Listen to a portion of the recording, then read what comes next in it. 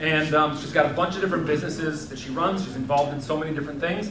And I'm always seeing, like, her social media content is all about taking small business owners and people in the area where I grew up and trying to elevate them and bring them to the next level. And that's why she's here to talk to you about that. And hopefully, when she comes around to talk to you, to have that same effect on you. So everybody, Annisa Teich, welcome to the stage.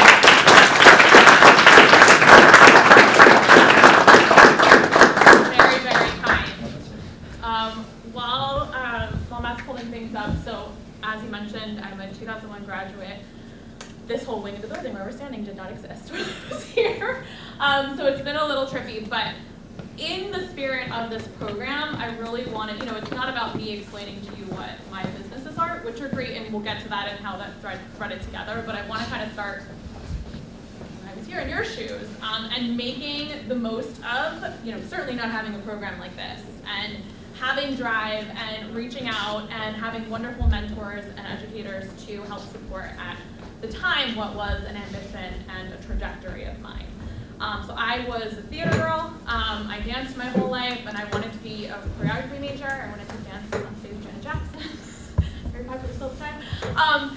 And there was nothing here. There was no dance program. I danced at a private school, locally. But there was interest, right? There was a theater program, and so there was a complementary interest for sure. So what I was able to do, again with the help of educators at the time like Matt, was to petition, essentially present to the Board of Education to my senior year of high school to have an independent study on choreography, where I choreographed a series of dances, got all my student friends to participate, had a little bit of a show, and that was for credit.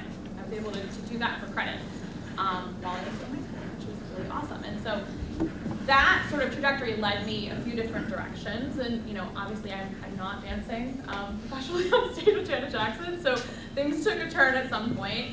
And I think that's my point is, it's not as if you're going to leave here, you're going to major in college, and you're going to go and you're going to continue on that straight line upward in life. It's a windy path. And it's really wonderful if you let it wind and you take advantage of all of the curves, bits and bobs that you're going to take. Use all of those experiences to tie back to your purpose, as Matt said, right? If you can thread all of those things together, you have a career. It's not as if you're going to go, graduate, do this thing till you retire. That is not reality. That may be kind of what we think of, right? When I did the same thing when I was sitting in your shoes. But it is in the kind of like letting people open doors and meeting new and interesting people and letting experiences shape me that I've been led on a completely different direction. And I know that all of you will go through the same. And so I encourage you to keep your mind open and your experiences open in doing so. So I actually wound up going to school for choreography, but then switched majors pretty quickly to journalism and Italian. Journalism, now this is 2001, Arizona State University. You couldn't even really get a website up at the time. AOL Instant Messenger was our communication. There was nothing. There were flip phones or little bricks. There was no way for a young entrepreneur to promote themselves. There was no social media. So you had to do things the very traditional way, right? Get a contract, be in the newspaper, make it on television. There was just all these traditional ways that were really hard for small businesses, entrepreneurs. There were no influencers yet, but that's what's powered, this technology and this movement has powered your ability to take advantage of all of the things that are now available to us. So I went into marketing from there. Bit weighty as well, but journalism is all about writing, marketing is all about writing good ideas well implemented. Worked in tech in New York City for a long time, which is where I met my husband, is West Hartford guy and best friends with Matt's brother. And from there, things kind of continued to shift around, right? This was during the time of we'll say hustle culture in like New York City, working in advertising technology and all of that. And at the same time, I wasn't feeling as if these things were aligned to my purpose.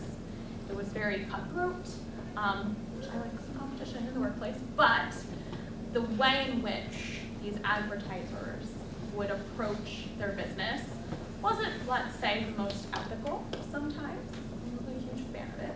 And so I struggled with that, right? I loved the people that I worked with. I loved the content we were dealing with, but that purpose was sort of missing, right? Lucky enough, got married, headed back to West Hartford, where my husband's from, and West Hartford is a little different than Morrison. We have the benefit of being a close suburb to New York City. So from an economic standpoint, there's a lot more activity. We're a little more insulated with, economic downturns, etc.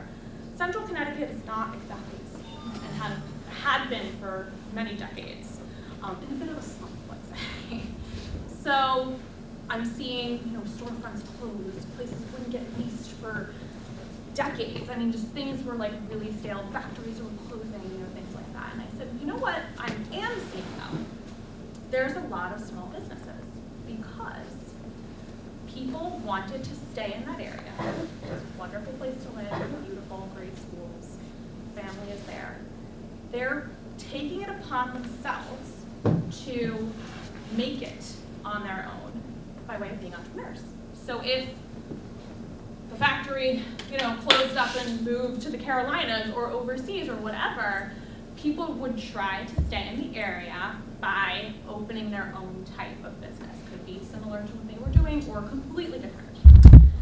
So in that way, they had kind of a scrappy sentiment around staying in the area, making sure that you could still raise a family in the area and make a living.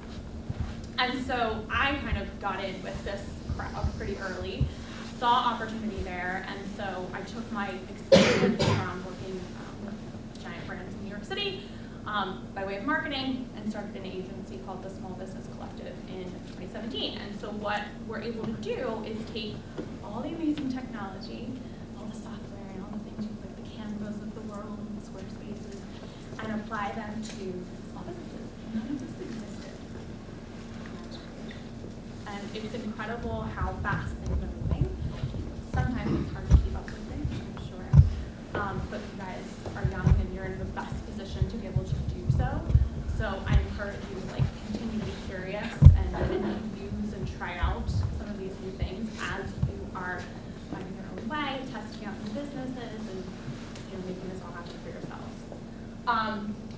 I started my agency out of a tiny little co-working space called West Hartford Co-working that a friend of mine had also started because very Central Connecticut way of doing things. There was none. And he had come from San Francisco where they were everywhere. He was like, well, I don't understand. Why are there no co-working spaces here? I work remotely, which wasn't as big a deal back then. So he started one. 2 desks in tiny little sublet spot. And so there I went. About 6 months into that, I wound up running it. Another 6 months into it, I bought it. And the kind of synergy between the space and the services that my agency could provide were obvious, right? So we're connecting some of these dots, right? The purpose of really supporting small businesses in an ethical way, in a transparent way, right? Using all this marketing technology to help them gave me, a lot of energy, to kind of keep going and to do more. And then having a physical space to welcome people in and continue to energize that ecosystem was really amazing. In 2023, we opened our second space called Windsor Works, which is 20 minutes away, and they're both, we call them sister spaces. Same thing, we're really looking to kind of triangulate, hopefully with the third soon, and continue to build the ecosystem of small business support in Central Connecticut. So I'll skip through a little bit, but this is a little bit of a synopsis. None of this would have happened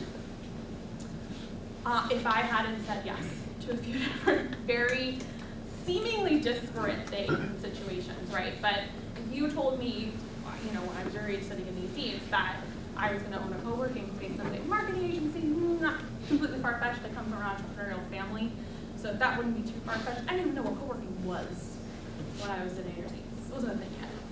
So I could couldn't have planned for that, right? I can't sit where you are, you can't sit where you are right now and plan the whole way through your life. But I'm so glad that I was able to say yes and be curious and figure things out and tie those threads of purpose together to create this ecosystem. So now really what we do, and the sort of mission statement around it all, is to help ailing corridors, like say, you know, where am I blanking? Around the green, right? So like an area like in West Hartford, but like around the green. A corridor that needs a little love, and a lot of vacancies. Some properties haven't moved in a long time, they might be abandoned, they falling apart. We love to come in and support that type of corridor by not only providing marketing support to the businesses that are there, to help market the buildings themselves, working with realtors and commercial real estate agents and building owners, but also, where appropriate, to quite literally place our spaces where they can help light up and really play kind of the game of connect the dots. Because when you start to see these things pop up, the interest starts to turn back towards that corridor and everything gets moving. Yeah. Okay. So the spaces are actually, we have a nonprofit entity that is the owner of the two spaces that I am the managing director of. And the reason that we did it in that way is because there's a lot of state donor funding. You do a lot of programming, very similar to this, but for entrepreneurs out of the spaces. So we're able to do that in this sort of nonprofit model. As I mentioned, there's a lot of different pieces that exist now that we pulled together that didn't exist when I was sitting here. So even, we're using the available SaaS, right, the Squarespaces, the Canvas, et cetera, in the world, but we're also using AI. Show of hands who obviously is using like ChatGPT on a daily basis. Ooh, if you're not, get in on it, guys. Come on, you've got it. It is seriously. You've got to get in on it, start using it. The job market for all of you, in just a few short years or shorter, is going to be based on your ability to leverage AI in the workplace. And if you don't have that on your resume, you will be in trouble. I don't care what field you're in. So everybody get on AI. But that is all to say that this technology does not take away from the human interaction. Our ethos is that it empowers it. So we're leveraging AI and all these available technologies to do like automations and streamline operations and things so that we can be freed up to be more human, to be more present and in person in physical spaces, right? So we don't want it to take away from or make us feel more disconnected, as technology can often get a bad rap for doing. We want to free ourselves up from, honestly, the drudge work of owning a business and doing some of the tasks that you will even do as employee professionals, so that you can be more creative, more connected. So this isn't just to give you I have a few examples of kind of like the before and afters of some of these spaces that we've come into. So we go into a space that I'll go look in like a building or like a floor plan. I'm not erecting walls. These are like, I call it a zhuzh because this is not a major construction plan. This is go into a building where nobody has any vision for what can happen there. And again, applying the creativity, marketing, etc., we're able to come in and design a new space where people can congregate and work. So this was a before of our original space for West Hartford. It was honestly it was a cardio mission, and it had been vacant for 10 years.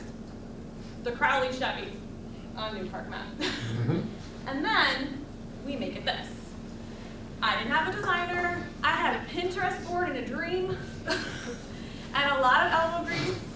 And you can make it into something like this. It is not, I don't want to say it's not a big lift. It was certainly a lot of work, but it is not an unattainable thing that like only people with money or with a lot of help can do. This was like me and some family members and a really tall ladder or two to put up that wallpaper.